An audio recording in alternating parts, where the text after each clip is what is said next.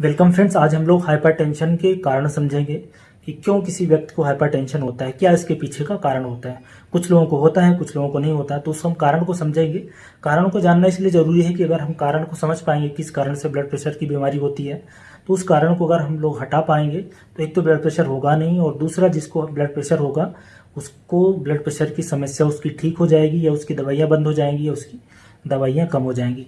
तो blood pressure का मतलब है कि जो हमारे शरीर के अंदर ब्लड है वो धमनियों में ज़्यादा तेजी से फ्लो हो रहा है, उसमें प्रेशर ज़्यादा है।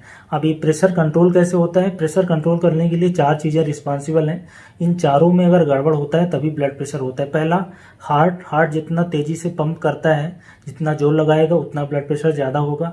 दूसरा, ये जो आर्टरी है, जो धमनी है, इसमें कितनी इलास्टिसिटी है, उसको अगर कंस्ट्रक्शन किया जाए किसी फोर्स के द्वारा तो ब्लड प्रेशर बढ़ जाएगा। इसलिए ओल्डर एज ग्रुप में ब्लड प्रेशर थोड़ा ज़्यादा होता है, क्योंकि जो इलास्टिसिटी है वो ख़त्म हो जाती है, या कोई ऐसा हार्मोन उस पर एक्ट करे जो उसके ल्यूमन को कम कर दे तो ब्लड प्रेशर बढ़ जाता है।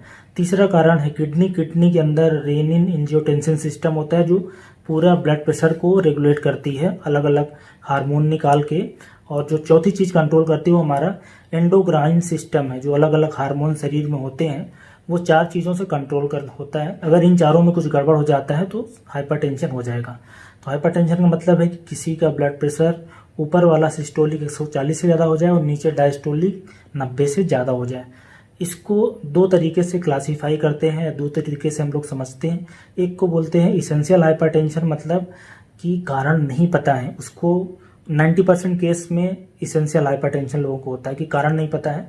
और 10% केस को बोलते हैं सेकेंडरी हाइपरटेंशन, जिसको हमें पता है कि इस पेशेंट के अंदर ये चूंकि प्रॉब्लम है शरीर के अंदर इन हिस्सों में, इस कारण से इनका ब्लड प्रेशर बढ़ा है, तो उन बीमारियों के खिलाफ हम दवाई दे देते हैं तो उनका हाइपरटेंशन ठीक हो जाता है। पर जो इसेंशियल हाइपरटेंशन है वो बिना कारण के हाइपरटेंशन है, तो कुछ उसके जो कारण हो सकते हैं, जो हम लोग बोलते हैं, जो बोला जाता है उसके पीछे का कारण, वो हम समझते हैं। जो सबसे इम्पोर्टेंट कारण है स्ट्रेस का होना, तनाव का होना। तनाव के समय शरीर के अंदर ऐसे हार्मोन निकलते हैं जो हार्ट रेट को भी बढ़ा देते हैं, स्ट्रेस वाले हार्मोन, और जो ब्लड वेसल्स है उसको भी नैरो कर देते हैं। तो सबसे बड़ा कारण तनाव। अगर किसी को स्ट्रेस है तो बहुत सारा चांस है कि उसको ब्लड प्रेशर की शिकायत होगी। तो कैसे भी करके हमें स्ट्रेस को, तनाव को कंट्रोल में करके रखना चाहिए। तनाव चाहे काम की वजह से हो, आपकी सर्विस की वजह से हो, फैमिली की वजह से हो, या किसी बीमारी की वजह से। लाइफ में ब्लड प्रेशर का सबसे बड़ा कारण है तनाव। उसको हमें कम करना है। कम करने का तरीका ही है किसी से झगड़ा हो तो उसको सुलझाओ, कुछ काम में दिक्कत होगी उसको निपटाओ, जो भी है। तो पहला हो गया स्ट्रेस। दूसरा है गलत खान पान। उसमें नमक, साल्ट के अंदर होता है सोडियम पानी को रिटेन करता है, शरीर के अंदर पानी को बचाता है, बाहर नहीं जाने देता।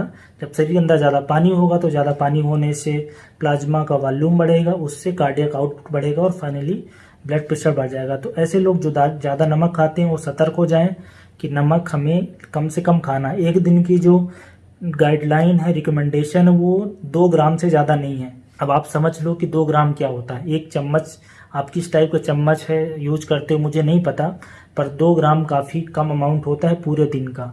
हमारे यहाँ अपने देश में हर आदमी जितना चाहिए उससे 5 गुना 10 गुना तक ज़्यादा खा रहा है। जो बाज़ार के समोसे हैं, चटनी है या अचार है, जो प्रोसेस्ड आइटम है, जब कभी नॉन वेज बनता है, पकौड़ा बनता है, सब्जियां बनता है, इन सब में खूब सारा नमक होता है। तो ये नमक को बंद करिए, नहीं तो ये ब्लड प्रेशर का एक बहुत बड़ा कारण बनता है।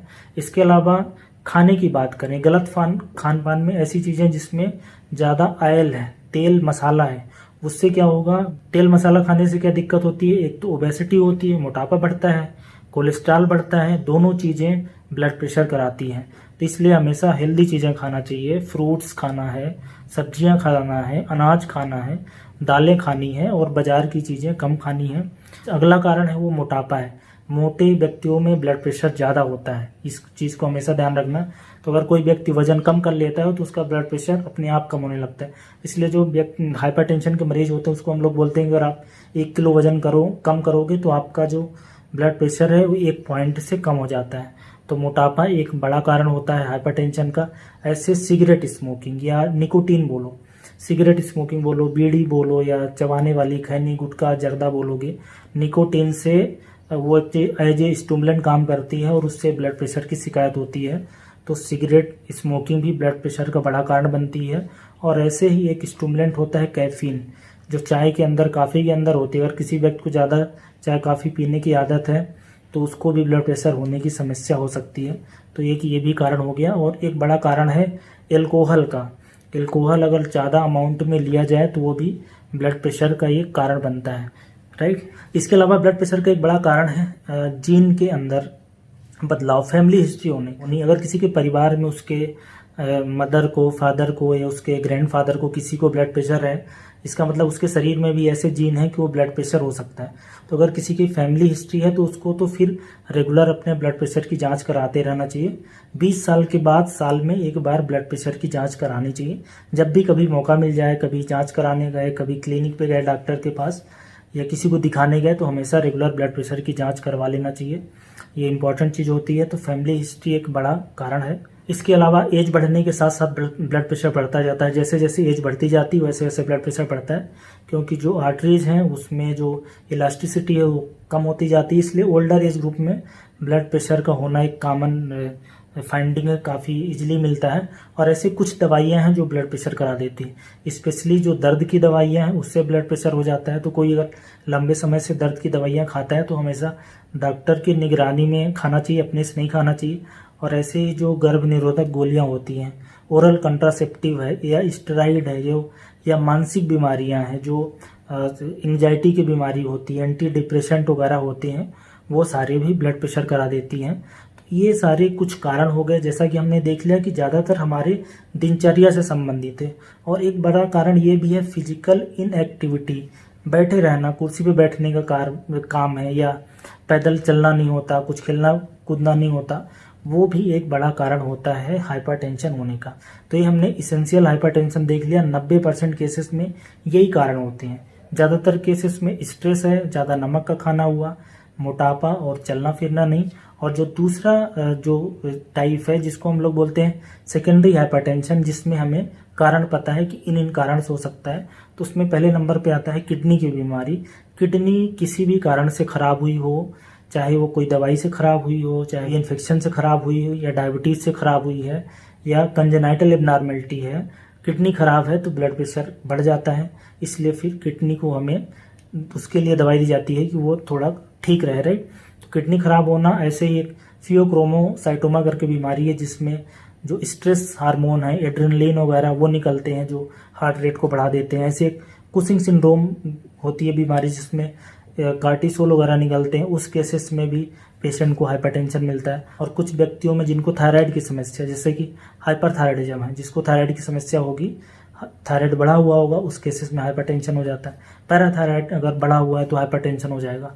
तो ये कुछ हमने ब्लड प्रेशर के कारण देख लिए हैं कि इन कारणों से ब्लड प्रेशर होता है। तो अगर किसी के अंदर इन कारण में से कोई है तो उसको तुरंत कोशिश करें कि ये कारण कम हो जाए या ख़त्म हो जाए। अगर नहीं हो पा रहे हैं तो उसको ब्लड प्रेशर की रेगुलर जांच करानी है। ब्लड प्रेशर अगर 130 के ऊपर गया, प्री हाइपरटेंसिव कंडीशन में गए, तो तुरंत डॉक्टर से मिलके उसको कम कराना है। क्योंकि लंबे समय में ब्लड प्रेशर को इसलिए साइलेंट किलर बोला जाता है कि लंबे समय में ये शरीर के अंदर धीरे धीरे जो हमारे अंग है उनको ख़त्म कर देता है, खा लेता है। किडनी खराब कर देता है, हार्ट में बदलाव कर देता है, आंखें खराब कर देता है, दिमाग के अंदर बदलाव कर सकता है, इस्कीमिक इंजरी हो जाती है, हेमरेज होने से स्ट्रोक हो सकता है। इसलिए ये बीमारी खतरनाक है। अगर किसी में ये कारण हो तो उसको हटाना चाहिए और रेगुलर जांच कराना चाहिए। यही एक तरीका है इस बीमारी से बचने के लिए, right. So thank you so much.